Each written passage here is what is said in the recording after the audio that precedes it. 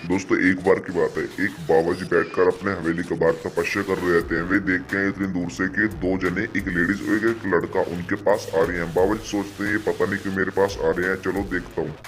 और देखते देखते एक लड़का और एक लड़की बाबा जी के पास आ जाते हैं मदद मांगने के लिए। फिर वो अपनी पत्नी से कहता है कि अरे तुम्हारे ऊपर जो हवा धूल थी तुम बता दो। मेरे ये बाबा जी हैं, इन पे पास बहुत सारे उपाय हैं। जब मैं बचपन में था मेरे पास भी हवा लग गई कि मेरे पास भी बहुत पीछे पड़ गया था, इन्होंने भगा दिया था। तुम अपनी परेशानी बताओ, ये भगा देंगे सच में। फिर वो बाबा जी से कहता है बाबा जी हमारी थोड़ी मदद कर दो आप, मेरी बीवी पे कुछ भूत प्रेत का साया है, आप इसे मदाम भगाने में थोड़ी मेरी मदद करो, मुझे बहुत तंग करती है। और बाबा जी पूरी बात समझ जाते हैं और उन्हें अपने घर में ले जाते हैं। फिर बाबा जी कहते हैं तुम अपनी परेशानी मुझे बता दो, डरने वाली कोई बात नहीं है, क्योंकि यहाँ पर मैं तुम्हें अपने वश में रखूंगा और अब मैं तुम्हें दवाई देने वाला हूँ जिससे आप ठीक हो जाओगे। चलो अपनी पहले मुझे परेशानी बता दो सारी। और बाबा जी डरा डरा के उसका सारा भूत निकालना शुरू करते हैं। वहीं उसकी पत्नी अपने पति को देखती रहती है कि ये पता नहीं बाबा जी कहाँ कर रहे हो और ये मेरा पति आराम से बैठा है, मुझे पता नहीं कहाँ ले आया। बाबा जी अपने मन में पड़ते रहते हैं।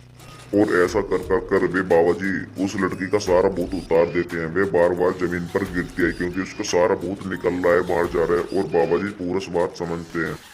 बाबा जी कहते हैं कि सुनो बेटा, मैंने तुम्हारी बीवी का सारा भूत उतार दिया, जितना भी इन पे हवा धूल चढ़ रही थी, और इन्हें अब तुम घर ले जाओ। इन्हें थोड़ी दिक्कत आएगी लेकिन परेशानी वाली कोई बात नहीं है, थोड़े दिन में अपने आप ही ठीक हो जाएंगी। उसके बाद वो अपनी बीवी को वहां से ले जाता है। बाबा जी सोचते हैं कि मैंने भूत इसका उतार तो दिया है, दोबारा ना।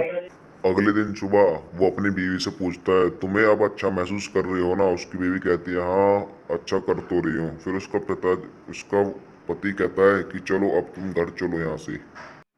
फिर उसकी पति कहती है सुनो, जब तुम अब बाहर से जाओगे ना लकड़ी काटने तो मेरे ला कुछ फल फ्रूट ले आना, मुझे बहुत तकलीफ सी महसूस हो रही है लेकिन बाबा जी ने मेरा भूत उतार दिया है, मुझे अच्छा महसूस हो रहा है। उसके बाद वे दोनों आके अपने पड़ोस घर में आराम से बातें करने लगते हैं कि अब मुझे अच्छा कंफर्टेबल महसूस हो रहा है, पर अब तुम लकड़ी काटने जाओगे ना तो याद करके मेरे लिए फल फ्रूट उसके बाद वे दोनों अपने घर की तरफ रवाना हो जाते हैं।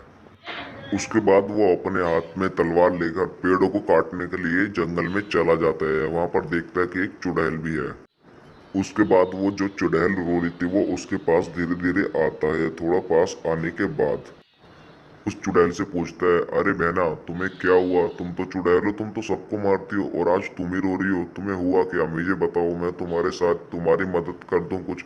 वो चुड़ैल रोती रहती है, वो उसे कुछ नहीं बताती है। वो बार बार पूछने की कोशिश करता लेकिन चुड़ैल एकदम चुप रहती है। उसके बाद चुड़ैल बताती है रोने के बाद मुझे कुछ नहीं हुआ, बस दो चुड़ैल है, वे मुझे हमेशा मारने मारती रहती हैं, मुझे इस आलिशान घर में रहने नहीं देती हैं, बस खुद ही रहती हैं और मुझे इतना मारती हैं, देखो मेरे बाल भी पूरे बेकार हो चुके हैं, तुम मेरी कुछ मदद कर सकते। वो आदमी चुड़ैल से कहता है कि हाँ बहना, मैं तुम्हारी मदद तो कर दूंगा लेकिन तुम्हें भी मेरा साथ देना पड़ेगा। मेरे हाथ में तलवार है, तुम उन्हें बुला लो, मैं उन्हें जैसे ही वे तुम्हें मारेंगे मैं उसके बाद उन्हें एक एक करके दोनों को मार दूंगा। पर ध्यान रखे जैसे मैं उन्हें मारूं तुम आराम से चुप रहना, बोलना मत कुछ, मैं एकदम से उन पर हमला। इतने वे दोनों बातें कर रहे थे, इतने दोनों में वे चुड़ैल वहां पर आ जाती है और वे दोनों मिलकर उस चुड़ैल को मारने लगते हैं। वो बेचारी चुड़ैल बुढ़िया हो चुकी थी, उसके पास मारने के लिए कुछ भी ऑप्शन नहीं था। वो आदमी देखता है। उसके बाद उस आदमी ने उन दोनों चुड़ैलों को मारने लगता है। उसकी तलवार तेज धार की थी इसलिए दोनों में आराम से लग रही है और उन दोनों को फाइनली मार ही देता है।